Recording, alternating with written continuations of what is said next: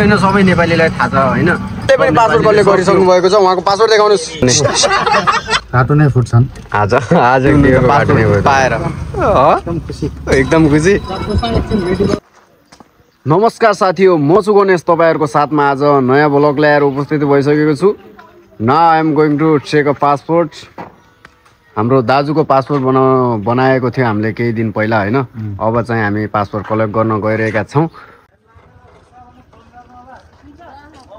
यो चाहिँ हाम्रो टिकापुरको प्रशासन कार्यालय हामी पुगिसक्यौं यसलाई चाहिँ हाम्रो टिकापुर प्रशासन कार्यालयको हैन यहाँ चाहिँ टक्क कोठाहरु चाहिँ छन् यो चाहिँ कोठाहरु हेर्न सक्नुहुन्छ तपाईहरु हामी चाहिँ यहाँ पासपोर्ट प्रोसेसको लागि टक्क हेरिरहेको छौं भित्र हेर्दै हुनुहुन्छ हाम्रो साथले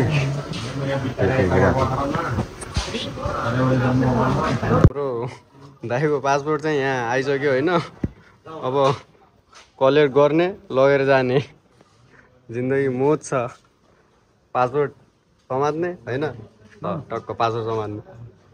थियो भयो ल्याउनु हस् धन्यवाद सर ल यो चाहिँ हाम्रो सफलताको पहिलो सिडी चाहिँ यसलाई भन्नु जान्छ हैन आजभोलि यस्तो इ पासपोर्ट हो यो this is e passport guys I have got आइसक्यो भने हाम्रो पनि एक लटमै फाल्छ केयर कतिको खुसी हुनुहुन्छ पासपोर्ट पाएर एकदम खुसी कोही एकचोटि देखाएर पासपोर्ट देखाएर एकचोटि पासपोर्ट देखाएर this is passport okay guys passport पाएर खुसी हुन्छन् हाम्रो नेपालमा अब तपाईहरुलाई थाहै छ पासपोर्ट पाएपछि पहिलो खुसी भिसा पाएपछि अर्को खुसी विदेश गएपछि तेस्रो खुसी दुःख नभएर सुख भएपछि अर्को खुसी दुःखमा परे त्यहाँ फेरि दुखी नै दुखी हो फेरि फाइनली गाइज हामीले अब पासपोर्ट पाइसक्यौँ थाहै छ तपाईहरुलाई हैन हाम्रो यहाँ दाइ चाहिँ एकदम खुसी छन् जे भए पनि हैन पासपोर्ट आइसक्यो भनेर धेरै खुसी हुनु भएको छ खुसीको त सीमै छैन अब आज पार्टी हुन्छ होला पुरै धुमधडका पार्टी हुन्छ गाइज आज पार्टीमा कुनै कार्टुनै फुट्छन् आज बियरको कार्टुनै फुट्छन् अरे पासपोर्ट आए यति खुसी छ गाइज नेपाल हाम्रो देश नेपाल अनि हामी चाहिँ अब यो पासपोर्ट पाइसकेपछि हामी घरतिर जाने प्रोसेसमा छौँ हैन यो चाहिँ हाम्रो टिकापुर हो टिकापुरको भाइरल रोड भनेर पनि चिनिन्छ यसलाई अहिले फिलहालको अवस्थामा चाहिँ यो भाइरल रोड त्यसैले हेर्नुस् हेर्दै जानुस्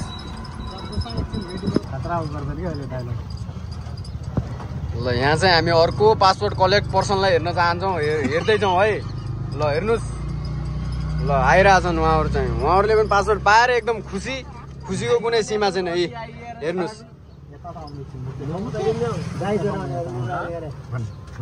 उहाँले पनि पासपोर्ट कलेक्ट गरिसक्नु भएको छ उहाँको पासपोर्ट देखाउनुस्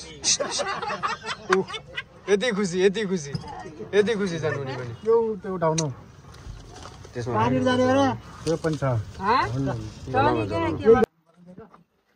क्या भन्न लाग्नु भएको छ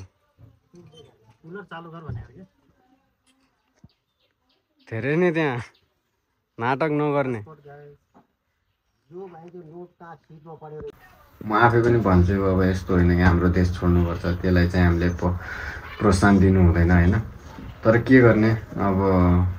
आफ्नो देशमा केही हुँदैन भने आफ्नो पेट त पाल्नु पर्यो नि हैन त्यो त सबैलाई हक छ किनभने संसारमा बाँचुन्जेल केही न केही गर्नुपर्छ तर मेहनत गर्नुपर्छ अनि मेहनतको फलहरू खानुपर्छ त्यसैले ठिकै छ केही छैन जे हुन्छ राम्रोको लागि हुन्छ हस् गाइस धन्यवाद यो भिडियो हेरिदिनु भएकोमा सबैलाई धन्यवाद दिन्छु अनि आगामी आउने भिडियोहरू पनि हेरिदिनु होला भन्दै आजको लागि बिदा हुन्छु हस् त धन्यवाद this is Ganesh Vishwariya have a good day